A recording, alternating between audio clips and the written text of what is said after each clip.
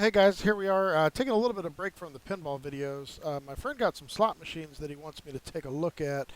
He got them under the assumption that they're not working. Wanted to see what we can take a look at here. So apparently I accidentally deleted the footage or forgot to record it. But when we booted these up, they were getting an error code 12, which basically means the battery is low or needs to be replaced. So I figured this would make a good video on how to replace your batteries on an IGT S Plus slot machine. So first you're going to want to remove your MPU. This is done by opening the game, pulling your hopper out of the way by pulling firmly on the bottom handle, and then you get in here to the MPU. On that black knob, you want to carefully lift up just slightly to get it to release, and then pull out. You'll see once you're in there how it kind of lines up with those metal slots. And as you can see, now that we've got the board over on the workbench, that battery is dead as a doornail.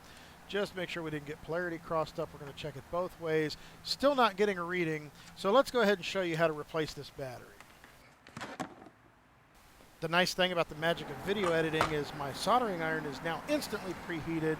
So let's put a heat sink on there to protect the battery and the board.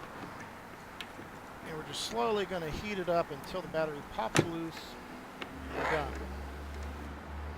While you're unsoldering, make sure you take note of the polarity of the battery, then do the same on the other side to go ahead and remove it from the board. You'll want to make sure that the plus goes to plus and the minus goes to minus when you connect the new battery. And this is the replacement battery I got.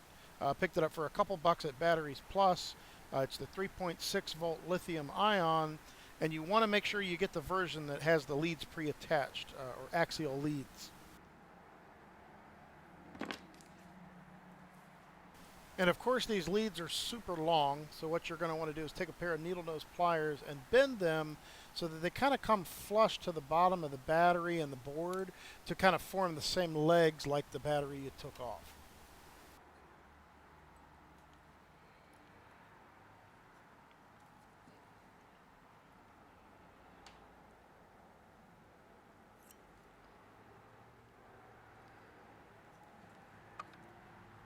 And of course do the same thing on the other side.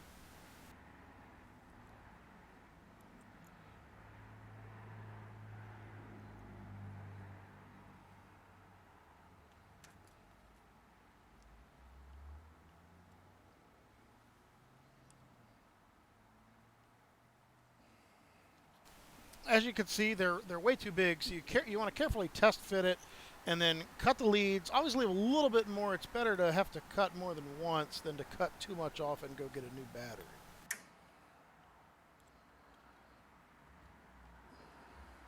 Then you can kind of size up what you need off the other side.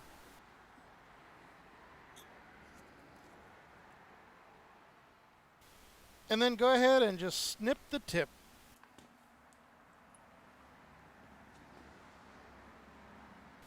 And it looks good to me. You'll know you're good if your leads stay within the solder pads and aren't touching any other connections. So then to get a good connection, you're going to want to pre-tin the battery by dipping the tip of the leads into the flux, as well as also tin your soldering iron, a little bit of flux there.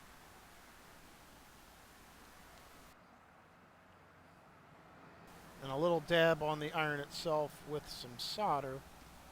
And go ahead and pre-tin the leads of the battery. You'll see the solder flow onto the leads.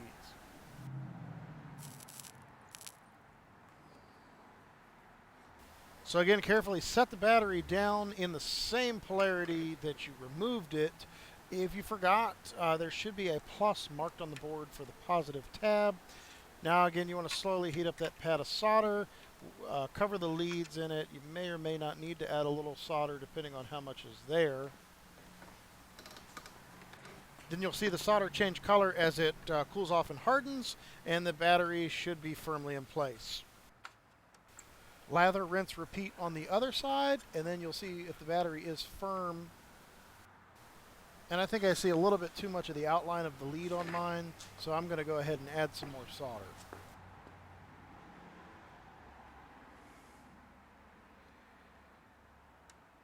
I'm going to use a toothpick on both sides just to apply a little bit of flux.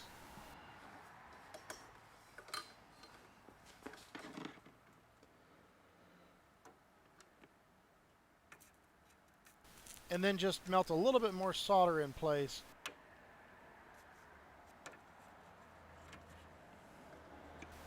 And then go ahead and top off the other side as well.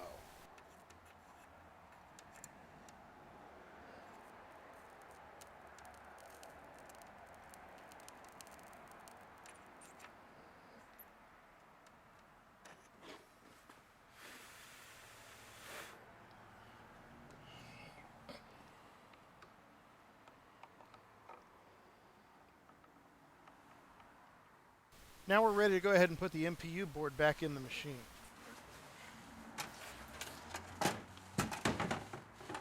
Carefully seat the assembly so that the metal tabs kind of go in the metal slots just above the plugs in the bottom, because you want to make sure that's all lined up before you push the board down. So then give it a couple, work your way across the top of the board and back. Push down on the whole MPU assembly a couple times to make sure it's firmly seated in place. So of course my battery was dead, and most likely anyway you're going to get the code 61. So hold down the test switch for a second, make it a 61-1, close your door so the optics register that it's closed, turn the jackpot key once, then I get the 65, which basically means the eeprom data doesn't match up, and then I turn the jackpot key once more to get the zeros. I let it sit for a minute, turn the machine off.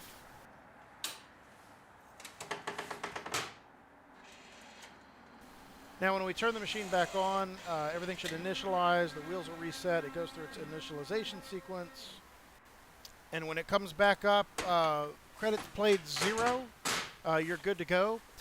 Mine's actually flashing here because on this version of the machine, that's actually the warning that the door has been opened.